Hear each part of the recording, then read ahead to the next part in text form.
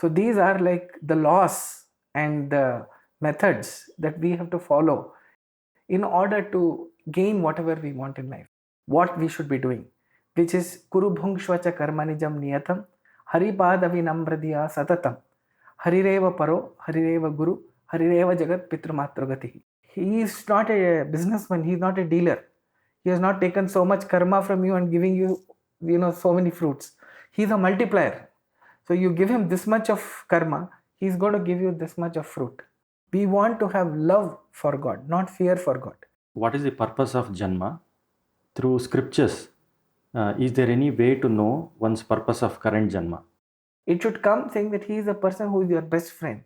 If you can make God your best friend, then we don't need anything else in life. Maybe they are working in shifts. Some people working in night shifts, call centers and different places. So in that case, it will not allow them to do such practices, even basic practices.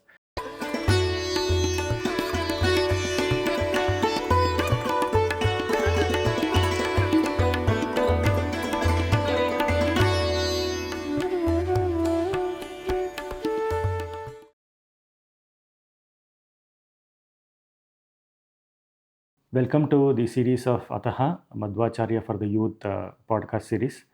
I have with me Sunder Madaakshira. Sunder is a Chief Marketing Officer in a global IT company, member of Prime Minister's National Digital Innovation Council, and also founder of Ataha Madhwacharya for the Youth Foundation. My name is Jagannath Gopal KN. I work in an MNC as a Product Development Manager. Over the past few years, I had a few questions in my mind, which I wanted to ask you. So the first one is, how do you gain Harivayu Guru blessings? Yeah, so that I think is a very important question for us. The Shastras that we have, the scriptures that we have, are always telling us what our purpose is and how we should be able to gain the blessings of God and our gurus. That's a fundamental aspect of any scripture, of in any religion in the world. And that is very, very true of this Sanatana Dharma, or what we call as Hindutva around us. So when we are talking about getting the grace of God, all our Puranas have actually laid down the ground rules of what we should be doing. So these are like the laws and the methods that we have to follow in order to gain whatever we want in life and whatever that purpose may be. So when we are looking at these Shastras, they clearly tell us how do we gain the blessings of God and the Gurus that we have. And the way to do that is to do what they have instructed us to do. If you look at, let us say there's an organization, you work for an IT organization, as you have introduced. In that organization, you get recognized or you gain importance in the organization, and when you are able to do what the organization wants you to do, and what the organization wants you to do is very clearly specified in the way your goals are set, your KRAs are set. Similarly, in our scriptures, the method is very clearly mentioned. So that is how, when you say how do we gain, first thing is to do things which are prescribed as dharma. What should a person do in order to gain the grace of God? So of course this is a very big topic, we can probably speak on it for hours together, but thanks to our Guru Sriman Madhwacharya, he has given it in just 2 lines what we should be doing, which is Kuru Bhungshvacha Karmanijam Niyatam Haripadavinamradiya Satatam Harireva Paro Harireva Guru Harireva Jagat Pitramatrugatih. So here what he has said is, it's in very simple terms. He has said Kuru, that means do. Bhungshvacha Karmanijam Niyatam, whatever is your ordained duty, whatever duty you are supposed to perform, what are the tasks and activities as well as purposes that you have to perform because of your what is called as niyata karma. That means something that you are ordained to do. Now what are we ordained to do? First, let us say we are born in a family. We have some familial responsibilities like taking care of our parents, taking care of our families, taking care of our children and so on. That is your familiar responsibility. Similarly, there is a responsibility that we have toward the extended family. Similarly, we have the responsibilities towards the societies that we have, that we live in. And so this is one part of the responsibility. The second part of the responsibility is your professional responsibility. You are in a vocation. It could be a doctor, it could be a lawyer, it could be someone who is in the software world, it could be anybody. Doing that work with all the commitment and integrity and achieving the goals that the organization has put for you is also part of Niyata Karma. That's also what you are supposed to do. And the third one, and probably the most important thing, is the spiritual goal that you actually have in order to achieve whatever you want to do. So these are the three goals that you have to set yourself and achieve them with the best of your ability. So here it says Kuru Bhungshvaja Karma Nijam Niyatam. And after doing this, what are we supposed to do? This is an important step, is to offer all that on the feet of Shri Krishna. So when you do all this, whenever we achieve or whenever we complete a task, offering it to the God is an important aspect, because if a person keeps on performing karmas without offering it to God, that becomes a burden on himself. But when it is offered to God, it gets purified, right? So what we eat we call it food, but when we offer it to God, we call it prasad. It's the same food, but now it is offered to God, and we consume it as prasad. We touch it to our eyes. We accept that with a lot of reverence. That is because now it has been offered to God.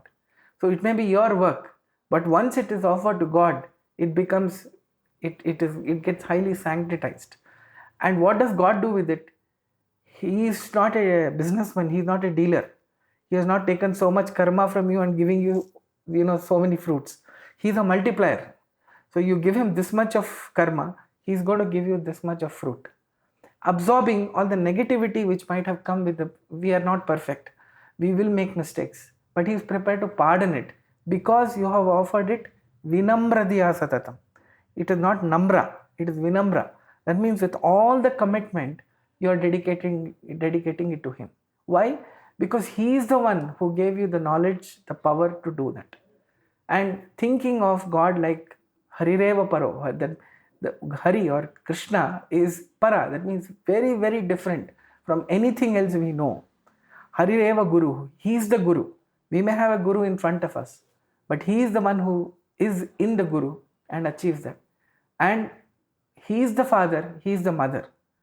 So we have a mother, we have a lot of reverence for the mother, but it is God who is in that mother, who gives us that motherliness. And similarly, he is the father. So by doing all these, performing the acts that we do, we gain the blessings of God. That was your question. But how do you gain the blessings of God and our gurus? So if we do this, we have to have this framework. It's a simple framework. If we just have this at the back of our mind, we will gain the blessings of Guru and the God. Of course, all this takes some time. It takes a certain amount of spiritual maturity. But if somebody follows these simple steps, even for a few days, I think a person can achieve what he wants. Okay, that's very nice. Connected to this, there are few important points that came out. For example, it's important to have a spiritual goal in the first place. Then other questions will come up, and then we seek to gain the knowledge for it. So connected to that, there is one more question. So let's say there is a person who is in this path, who is a sadhaka, who is in this path. Now, what happens when one gains the blessings of God? Are there any signs to indicate that you are on the right path? Yeah. Because I'll give you a little context behind this. So in olden days, we used to have this Gurukula system, where there was a there was a presence of a guru physically who used to monitor you and give you inputs to course correct. But in these days, we don't have such gurus. We don't have Gurukulas. So we gain knowledge through watching videos, listening to some pravachanas and all those. But there is no way to know in what ways I can correct myself. First of all, am I doing any mistake where some corrections are required? So how do we know this? Is there any signs where we can identify and take the actions? Right. No, I think that's a very practical, pragmatic question. So if I've understood your question, it's in two parts. One is that, do you know whatever you're doing, whether you are doing the right thing? And in the absence of a constant guide, how do you know whether you're doing the right thing? Have I understood your question correctly? So, and of course, please feel free to add more aspects if I've missed in this. So if you just look at what we are doing right now, in the current system, you are right. We do not have the Gurukula system, in which majority of the people are not in that system. However, our scriptures have given a very clear daily routine that we are supposed to follow. So it calls for a certain amount of self-discipline, no doubt. But the starting point to any spiritual pursuit is to have a guru. Having a guru, you may not be in the Gurukula, but wherever you are, having somebody who is constantly guiding you and who is with whom you can be asking questions very openly without being judged or feeling that you're not doing the right thing is very crucial. Having a guru, having a teacher whom you can consult on a regular basis is very, very important. And we are blessed that we have many teachers who are capable of providing this kind of guidance, correcting us if we are going wrong, and doing it. Now, it is very important to give up this fear for God. We want to have love for God, not fear for God. We should be worried about a person who doesn't know us. We should be afraid of people who will punish us if we do something wrong. Why will God punish us if we are praying to Him? We may make a mistake. A child makes a mistake. Everybody makes a mistake. And we have to remember that we are praying to the perfect being. There is no concept of perfection in us at all. But He is perfect in every way. So no matter what we do, it will be full of imperfections. Yet, He is not evaluating the methods. He is evaluating the intent behind which whatever we are doing. He will provide that correction Himself. How? Through the Guru. It has happened to me many times in my own life where I have gone in a certain path, but there has somebody totally unexpected source has come and corrected me in my pursuit of my spirituality. And that's an experience that all of us have every single day. So I think it's important that when we are on this kind of a pursuit, we go under the tutelage of a guru and ask him for guidance about how it should be done. Second thing, I think that you mentioned, that how do we know that whatever we are doing is the right thing, and is God accepting it or not? Sriman Madhwacharya gives a beautiful answer to this question, which is that whenever you are looking at your own spiritual pursuits, it's God. The best sign that God gives you is the fact that this is happening on a continuous basis. You are able to continue on your path is itself an indication that you are on the right path. Otherwise, God would not have accepted it. He would have said, this person is pursuing me wrongly, and He would not accept it. He will correct it. But if you are on that path and every day you are able to do, let us say you want to say a few prayers, and every day you are able to do it without a break, that itself is an indication that things are on the right path. So the indications may not be very directly explicit to you, but the best indication that you will get is that it is continuing on the path that is required. So I think with that, I think I've answered the two parts of your question, which is how does one pursue this, as well as how does one know that he is on the right path. Yes, definitely. So basically continuing, if without hurdles, if we can continue those practices, Yes. Then that is one of the sign that indicates that I am on the right path. Yes. Sure. And always, Guru is always there behind us to guide us. While it is important, I understand where you are coming from. We want to do it perfectly as much as possible. which is a great goal. But we should not get paralyzed trying to achieve that perfection, because only when you start on the journey will you be able to find the way. You can't stand outside and keep looking for that perfect moment to start. I can narrate an experience which happened to me some time back. I was in Chennai on the beach, and there were these early morning, these fishermen go into the sea to do the fishing. So they have the boat and they're waiting for a certain formation of the waves. The moment they see it, they go inside. The moment they go inside is not the perfect moment.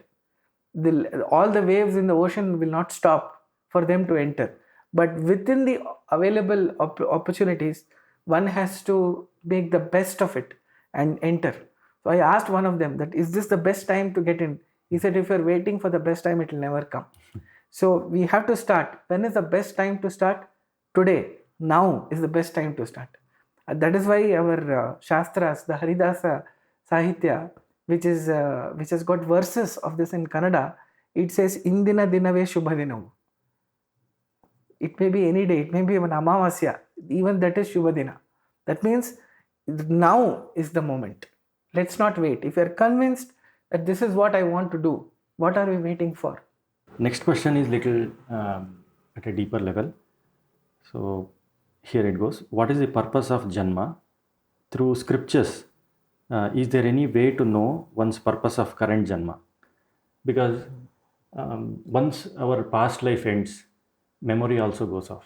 So I'll not know what was my previous karma, previous Janma's karma, and what should I, what is the purpose that I came with to this world.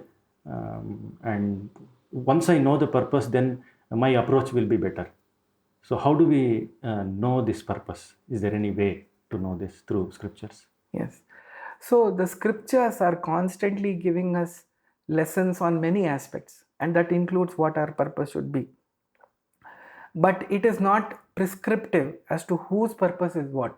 That is a process of self-discovery. The Shastra themselves say that the Chaturmukha Brahma, when he was born to Lord Vishnu, he was in a place where it was completely dark. So he looked around and said, this is all very dark. How will I, what does this mean? So God told him, Tadhi tapaha, tadhi tapaha. That means think. I will give you the answer. So God gives us the answer not by coming in front of us or writing it explicitly. He gives you that intuition, whatever we call as intuition. We will find our purpose through intuition. So your question obviously will be that since I don't know my purpose, how will I start? Where am I going towards? Right? On my path, if I have to set in a GPS, what should be my goal to get started with? That is your purpose. So the way to do this is to start with a set of meditation and prayers that one can get started with, and pray to God that give me that direction, because today the direction is not clear, and unfortunately everybody will not have, and everybody will have a different purpose. So if they have to find their own purpose, they have to start in a generic way, but the answer that each person will get will be specific to him, like that. So that is how our scriptures say. It says, starts with, so what is the purpose at a broad level is definitely mentioned. That we are in a world, today we are living in a world which is temporary, and it has got a mix of sukha and dukkha, everything coming to us at the same time. This is a world that it is prohibiting our true nature, Atma Prakasha as we call it, to come out. So we are trapped in this body. So if we have to get liberated from this, or what we call as moksha, that is the long-term goal that we have for the soul. Now, one thing you mentioned, that whatever has happened in our previous birth, not everything is lost. It is encapsulated in the soul itself. That is how we are able to carry forward from the previous birth onto the present birth. If everybody had forgotten everything that happened in his previous birth, all of us should have been born alike. That is not true. Every child which is born is different from another child. If everybody had forgotten everything that has happened in their previous birth, all children should have been same. All their knowledge levels should have been same. All their motivations would have been same. That's not the case. Every child is different. How did that difference come? That difference comes because what has happened to them over infinite janmas, infinite births in the past. So each entity, each jiva has become totally different from another jiva because of this. There may be similarities. Even twins, a pair of twins have differences. One is long, one is tall, one is short. One child comes with so somebody could be exceptionally brilliant at something else, somebody else may not be, and so on. Okay. So fundamentally, what you are saying is that basically memory will not be lost. Yes. It will be kind of coded inside. Yes. Which will manifest itself as a different traits. Yes. Behavior. Exactly. Or thinking, thought process. So beyond this, how do we really? Is there any kind of steps? Clear steps. I understand that many of our viewers would be watching different videos and trying to do some meditation and trying to understand more. But is there any step-by-step guide to follow, at least at the initial stages for a sadhaka? And then once he reaches certain stage, then they can be open-minded and try to read the signs, all that. So to start with, if you could. Absolutely. No, I think that's a very important fundamental question. I think before I get into the activities or the rituals, I think I would like to say something about creating the right mindset. And this is, I think, also an opportunity to we've got many myths which we should bust. There are many myths about God and us and everybody. So first of all, I think one has to try and be an open-minded person. Many people ask us, what is the prerequisite for a sadhaka? The most important prerequisite to any learning, especially spiritual learning, is to have an open mind. If a person does not have an open mind, then he will not absorb. It is very well known. A dirty cloth cannot clean anything because it's already dirty. It's clogging the way the dirt has to be absorbed. So it has to be something that one should come with an open mind about saying, I don't know anything about spirituality. I'm coming here for an exploration. Things may work out for me, it may not work out for me. But I've come with an open mind, and I'm reasonably committed to doing whatever is said as the best way. Right? Every child who joins a cricket camp cannot become Sachin Tendulkar, but he goes with an intention that I want to be a very good player. So he goes there and he starts to learn with an open mind about how the coach is teaching. So first thing is requirement of an open mind that is there. That is why we say that we should encourage spirituality at a young level, because the child is young. It's not opinionated. It's open to absorbing things from the world. So first thing is have that open-mindedness. Second thing is God and spirituality is not something to be scared of. We don't have to be scared of God. Having respect for someone is different from being scared of that person. So one should be able to overcome that fear, which I think has unfortunately come into people's mind, partially because we project God like that, especially to children, saying if you don't do this, God will punish you. If you don't pray to God, you will not, you'll fail in the exam. If you do this, then God will punish you like this. Yes, it is important to create that path of righteousness or dharma in children, but that fear of God should not be created. It should come saying that He is a person who is your best friend. If you can make God your best friend, then we don't need anything else in life. So this is the second mindset that one should have clearly about saying, I'm not afraid of God. Whatever is happening to me is happening because of Him. And He will not do anything which is not fair to me. If I'm suffering today, it is because of my own karma that I'm suffering. If I'm happy today, again, it is because of my karma that I have performed, and God has been very kind to recognize that and give me this. Whatever comes from Him. Beyond a point, I will not let the worldly issues affect me and my spiritual pursuit. Let us say you're driving from Bangalore to some let's say a hill station. On the way, you will pass through several areas which may not be that pleasant, where the weather may be bad or whatever. But your view is to get to the final destination. So you tend to ignore whatever is happening in the middle because that is not important. So, like that, our final destination being to understand and attain God, one should definitely do that. Now, coming back to the initial steps that somebody can take, it is, I think, to start early in the morning, to learn how to wake up early in the morning.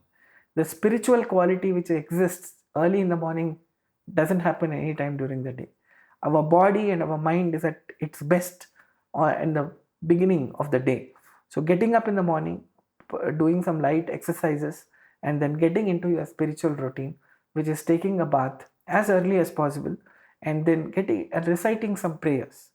The prayer recited at 5 a.m. or 5:30 a.m. is very different from the prayer recited at 10:30 in the morning. Learning some basic shlokas. I think all of us have been taught shlokas, if not at Ataha Madhwacharya for the youth in the Instagram channel. We have given and shared hundreds of resources of various stotras and shlokas that people can recite.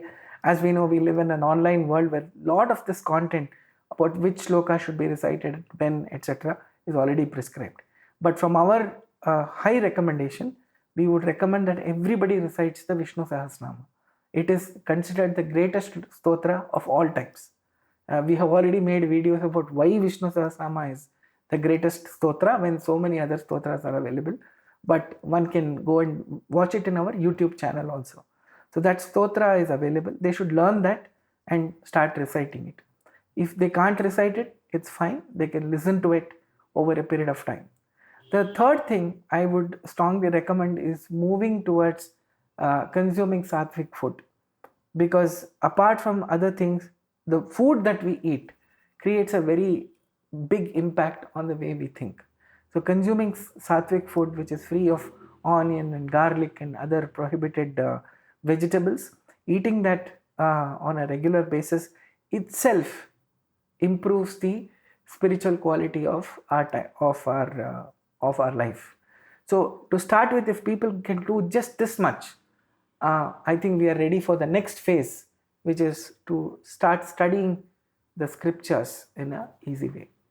So, with respect to the etiquettes that has to be followed when one visits temple or any spiritual places, so what are the kind of etiquettes that can be followed when one visits temple or any spiritual places?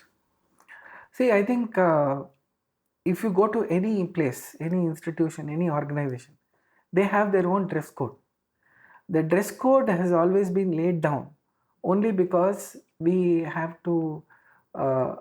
It is with that dress code that the organization believes it will give the best results for that organization, right? For a religious organization, let's say you're talking now about what are the etiquette that is to be followed for the temple. Now, the first etiquette is a mental etiquette, which is that one should go with a sense of devotion. That's the fundamental etiquette that has to be followed, because there's no point in going if you really don't have the devotion in your mind. You should go with the feeling that you are going there to seek something. You should go with an intention that after you go there and come back, you have taken at least one step closer to God. So this is the broader thought process one should have, and use this time that when they are going to the temple, at least for those few moments, they are away and free from the tensions, the anxieties, and the pressures that they are going through in their life. There is a saying which says that somebody went to Kashi. He went there, but with a cat along with him. So the reason we say that is that if you're taking a cat, then on the moment you reach Kashi, your first concern will be, how do I feed the cat? So for that you need milk. So that person then bought a cow to feed the cat. Now to feed the cow, he wanted to get grass. So he went out to get grass. So then he started buying a field and so on. It may be a funny story to listen, but it in many ways signifies our own existence. So today, the next etiquette I would say is to leave your phone behind, or at least put it in silent mode when you're getting into a temple. It's very disturbing for the others, especially if you're using a phone inside a temple. Most temples, they explicitly say that you should not be using the mobile phone, but clearly you can see a lot of people who forget to do it. The mobile phone is symbolic of all our challenges and anxieties that we are facing, and so leave it behind if it is for a short while, or at least put it on silent or aeroplane mode so that you don't get disturbed during that period. That's the second thing. Third thing is, as far as possible, try and wear a traditional Indian attire. Now, why is this? Because the Indian traditional attire, it could be a dhoti, it could be a pajama, kurta, is a loose fitting cloth. And especially dhoti is something that uh, you wear because the shape of our body changes during the day. Many people may not know this. Suddenly, if we feel that our clothes have become tight, because our body expands and contracts a little bit. If you're wearing a trouser or a jeans pant or something, it is made to your size. So it is bound to give you that unnecessary tightness. Our body should be free of any tight knots and everything. In a dhoti, in 1 minute you can change, you can knot it differently. Even in a pajama, the same thing happens. You can wear it a little loose. And the dhoti and the sari are very well suited for the tropical weather which we are all in India. So it's very sweaty most of the time, and to wear tight fitting clothes is very difficult for any pursuit, especially a spiritual pursuit. Spirituality is all about giving up. It is about thinking openly, being in front of God with an open mind. That time, if your clothing is not suiting it, it will inhibit and prohibit that kind of a free exchange that you should have in a temple. A temple is a place for freedom, it's not a place to clamp you down. The other thing I think one should do is, in a temple, because usually many temples are fairly crowded, it is very easy to get distracted, saying, oh, people are pushing, and you should not lose focus on the God, irrespective of what is happening, because you get a limited time. So it's very easy to get distracted with the noise and the commotion which may be there. It is important to focus on the deity, look at the deity, and it is said that you should do apada maudi darshana. That means you should pada. That means you should start from the feet, look at different aspects of the God as you move up. There are stotras we have shared again in the Instagram post, which talks about the stotras you have to recite when you are visiting a temple, and look at different parts of the deity and pray to God that way. And very important is not to, after you have finished the darshan, not to come away fast. It's good to spend a few moments inside the temple, because clearly the spiritual quality which exists inside a temple is very high. So looking at the collective, everybody is praying together, and that creates a very pious, very sacred environment around you. And as I said, come back with that peace in your mind. And there's no point in going to a temple and getting even more agitated and coming back.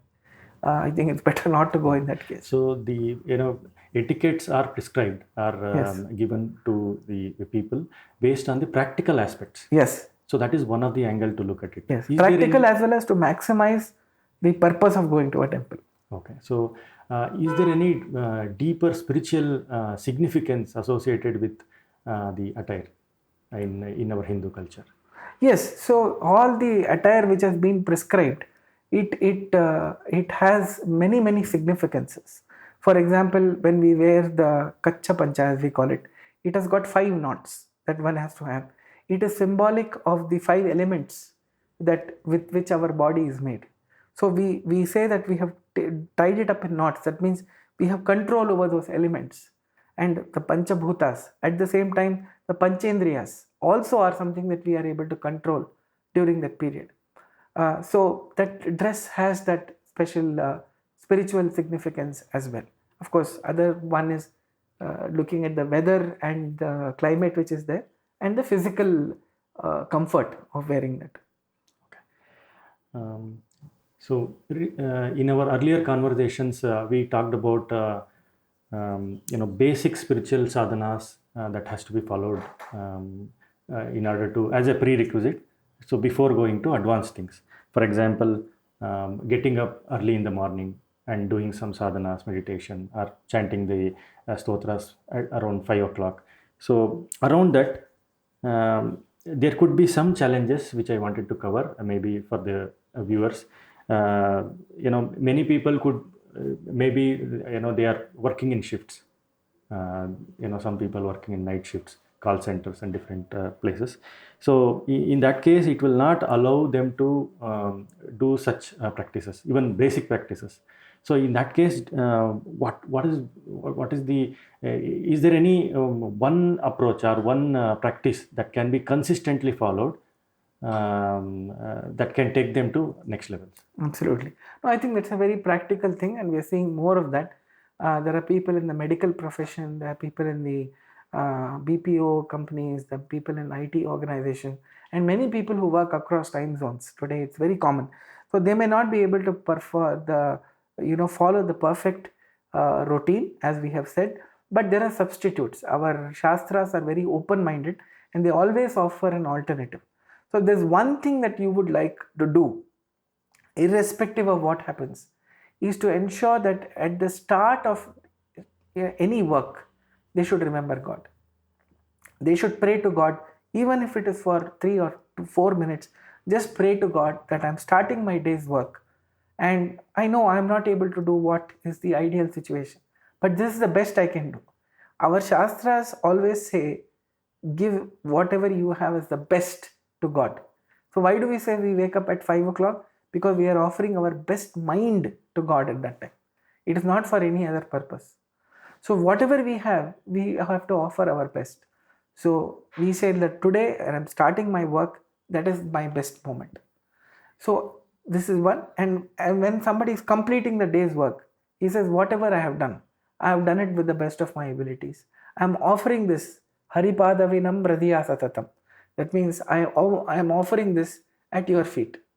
If people can get into these two things, I think it's a very big spiritual jump, because they have actually worked, they may work for 8 hours, 10 hours, 6 hours, depending on the day's workload. But that entire day's work, God is considering as His work and His prayer. So you are saying that I'm doing this work, and please treat this as your prayer. God is prepared to treat that as His prayer. Isn't it amazing? Imagine you are going to your office and saying that, look, I'm going to say prayer to the God for 10 hours. And you tell your organization, please treat this as official work. Will they do that? Definitely not. But God is prepared to accept even a worldly duty that you are performing with the mindset that it is His prayer. God is accepting that as prayer. What more do we want? That is His kindness, and we should do that. So, coming back, one thing, start your work thinking about God, ending the work thanking God for the opportunity and offering it to Him. Okay. So the key takeaway maybe to, the key thing is basically to have a right mindset and right intent. Yeah. So practices can vary based on individuals, availability, their challenges in life. But the intent and the mindset should be absolutely. No, it's a very important thing. I just like to add one question that we keep getting from our viewers, and many places we are seeing this thing that unless I am able to do it perfectly, I don't want to do it. So if I have to recite a prayer, till I recite it perfectly, I don't want to learn. If I believe that I'm not performing puja perfectly, I don't want to do it. I want a perfect meditation. See, this perfectionism can be paralyzing also. I think it's foolish to say if I don't do anything perfectly, it cannot be, I don't want to do it. Rather, even with a few mistakes, if a person starts, it will get corrected. For example, there is etiquette. Somebody has got an ability to wake up in the morning, yet he is not doing it. In his spiritual journey, he will slowly realize that if I do it better in the morning, I'll get more results. So slowly these corrections will start happening in his life. And whatever were the challenges, as you mentioned, if they go away, the first opportunity he gets, he'll start doing it correctly. That was beautifully explained. So the key thing is to approach with an open mind. Anything, it could be spirituality or whichever purpose we have, to gain more insights or to learn more, it is very important to have that open mindset to start with, and then basic sadhanas, basic practices in life that has to be adopted to go to the next level. So that was very beautifully explained, and thanks a lot for that. So thank you for sharing this knowledge, and I'm sure that our viewers will be hugely benefited with this. And going forward, if they have some more questions, or if they want to learn more, then definitely Madhwacharya for the youth is a platform where they can reach out to and gain more insights. Thanks a lot for that. Yeah, thank you. So I think that gives us an opportunity to also share a little bit about the different resources that we already have. There's a YouTube channel called Ataha Madhwacharya for the youth. So you can go there. There are more than almost, I will say, about 150 videos that are there on different aspects of spirituality. Also, there are shorts video, YouTube shorts, which are short 60-second videos on different aspects. You will also find this on our Instagram. Ataha Madhwacharya for the youth has a very active Instagram, and you can go there and you will find a lot of resources that we have shared over the periods of, like I mentioned, about stotras and everything. And we'll be shortly launching our the website as well. So we look forward to staying engaged with our audience on the topic of spirituality. Thank you so much. Thank you. Thank you.